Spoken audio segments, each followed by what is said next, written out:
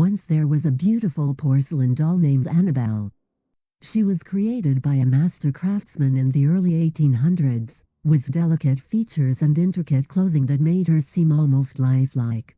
She was purchased by a wealthy family and became the treasured possession of their young daughter, Emily. Emily loved Annabelle and would often spend hours playing with her, talking to her as if she were a real person.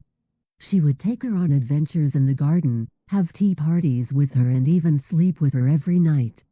As the years went by, Emily grew older and eventually outgrew her beloved doll, but she could never bring herself to part with her.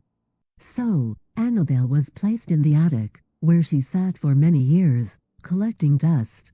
It wasn't until the house was passed down to a new family, the Browns, that Annabelle was rediscovered. The daughter of the family, Lucy, was going through the attic and found the doll. She was immediately enamored with her and begged her parents to let her keep her. They reluctantly agreed and Annabelle was given a place of honor in Lucy's room. At first, everything seemed fine. But as the days went by, strange things began to happen in the house. Objects would move on their own, doors would open and close by themselves, and strange noises could be heard coming from Annabelle's room.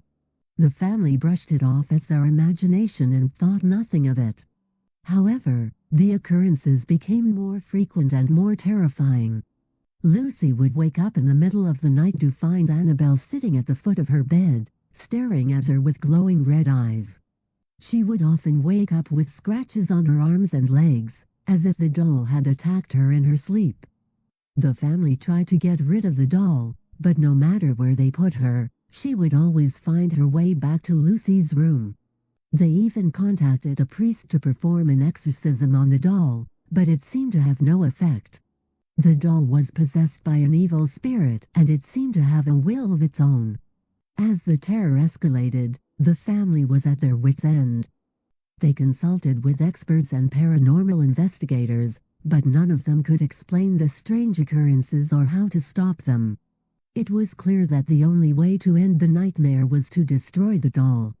They gathered all the courage they had and went to the attic, armed with a hammer and a saw, determined to destroy Annabelle once and for all. But as they approached the doll, it suddenly sat up and let out a blood-curdling scream. The family froze in terror as the doll's eyes turned an even brighter red and its mouth twisted into a grotesque grin. In a final act of desperation, the father of the family lunged forward and smashed the doll to pieces with the hammer. The screams stopped, and the house fell silent. The family breathed a sigh of relief, thinking that the nightmare was finally over. But it wasn't.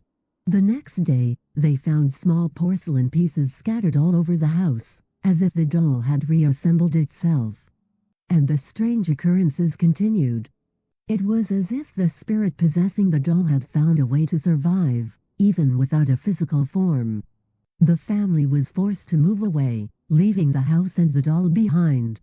But to this day, there are still reports of strange occurrences and sightings of a ghostly figure resembling a porcelain doll in and around the house.